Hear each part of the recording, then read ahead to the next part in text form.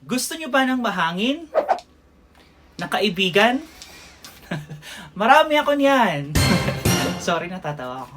Gusto nyo ba ng mahangin? Na kaibigan? Oo, marami ako niyan. So, introducing ang bago nating mahangin na kaibigan. This is from OraShare Mini Pocket Fan.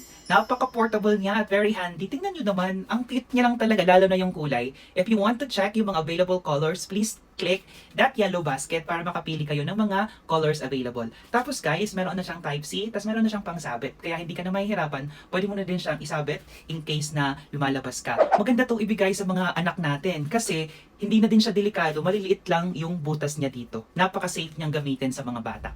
Diba? So, subukan natin kung gaano kalakas tong fan na to. Ito yung number 1. Long press para makirinig nyo. Yan, yung number 1. Yan. Number 2. Naririnig nyo? Yan. Number 3.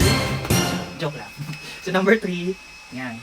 Diba? Napakalakas niya na sa maliit na portable fan. Oh, okay to sa mga bata, lalo na sa school. Tapos, kasi dati, parang nag-worry ako na, parang ang lalaki ng mga portable fan nila, parang ang hirap dalhin. Pero itong portable fan na galing sa OraShare, sobrang liit lang niya tapos malakas na. Yan oh. See?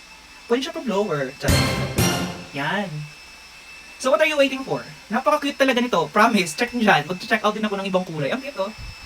Click that yellow basket if you want to get the same product as mine. Bye!